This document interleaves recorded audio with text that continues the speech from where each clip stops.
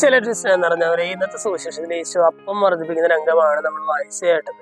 ഇവിടെ ഈ സുവിശേഷത്തില് ഒരുപാട് പേര് ഈശോയുടെ പിന്നാലെ ഈശോയുടെ പ്രസംഗം കേൾക്കാനായിട്ട് വരുന്നത് കാണുമ്പോൾ ഈശോ പീലിപ്പോസിനോട് ചോദിക്കുന്നുണ്ട്. ഇതിന്റെ ഇടയിൽ ഈശോ പീലിപ്പോസിനോട് ചോദിക്കുന്നുണ്ട്, ഒരുപാട് പേര് ഇവിടെ ഉണ്ട്, ഇവർക്കൊക്കെ ഭക്ഷിക്കാനായിട്ട് നമ്മൾ എവിടെ നിന്ന് അപ്പം വാങ്ങിക്കും? അതിന്റെ തൊട്ടപ്പുറത്തെ സെന്റൻസിൽ കൃത്യമായിട്ട് വചനത്തിൽ എഴുതി വെച്ചിരിക്കുകയാണ് എന്താണ് ചെയ്യേണ്ടതെന്ന് ഈശോ കൃത്യമായിട്ട് മനസ്സിൽ കണക്ക് കൂട്ടിയിരുന്നെന്ന് എഴുതി വെച്ചിരിക്കുകയാണ്. അതായത് നമ്മുടെ ജീവിതത്തിലും ഇതുപോലത്തെ അനുഭവങ്ങൾ വരാം. അതായത് നമ്മുടെ ജീവിതത്തിലും ഒരു പക്ഷേ എന്താണ് ചെയ്യേണ്ടതെന്നും എന്താണ് കൃത്യമായിട്ടുള്ള രീതിയിൽ നടപ്പാക്കേണ്ടതെന്നും ഈശോയ്ക്ക് കൃത്യമായിട്ടുള്ളൊരു പദ്ധതിയുണ്ട്. അതെല്ലാം ഒരു പക്ഷേ നമ്മൾ അറിയിക്കണമെന്ന് നിർബന്ധമൊന്നുമില്ല. ഇന്നത്തെ സുവിശേഷത്തില് ശിഷ്യന്മാരെല്ലാവരും ഉണ്ട്, ഈശോയ്ക്ക് കൃത്യമായിട്ടുള്ളൊരു പ്ലാനും ഉണ്ട്.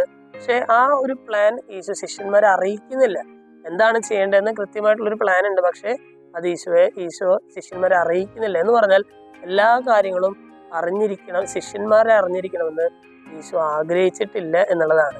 ഇന്നത്തെ സുവിശേഷ ഭാഗം ചെയ്യുമ്പോൾ നമ്മുടെ ജീവിതത്തെ കുറിച്ചുള്ള ഈശോയുടെ പദ്ധതികളും ഇതുപോലെ തന്നെയാണെന്ന് നമ്മൾ മനസ്സിലാക്കണം. എല്ലാ പദ്ധതികളും നമ്മൾ അറിയണമെന്നോ നമ്മളെ അറിയിക്കണമെന്നോ ഈശോ ചിന്തിക്കുന്നില്ല എന്നുള്ളതാണ്. സ്നേഹമുള്ളവരെ, ഇന്നത്തെ സുവിശേഷ ഭാഗം ചെയ്യുമ്പോൾ ഈശോയുടെ പദ്ധതികളിൽ പരിപൂർണമായിട്ട് വിശ്വസിക്കാനായിട്ട് നമുക്ക് പരിശ്രമിക്കും. ഒരു പക്ഷേ ആ പദ്ധതികൾ, എന്നെ കുറിച്ചുള്ള ഈശോയുടെ പദ്ധതികൾ ഞാൻ അറിയുന്നില്ല എന്നുണ്ടെങ്കിൽ പോലും ഈശോയ്ക്ക് എന്നെ കുറിച്ച് നല്ല പദ്ധതികളുണ്ട്. ആ പദ്ധതികളിൽ വിശ്വസിച്ച് മുന്നേറാനായിട്ടുള്ള കൃപയ്ക്കായിട്ട് നമുക്ക് പ്രാർത്ഥിക്കാം. ദൈവം നമ്മെല്ലാവരെയും സമൃദ്ധമായിട്ട് അനുഗ്രഹിക്കും.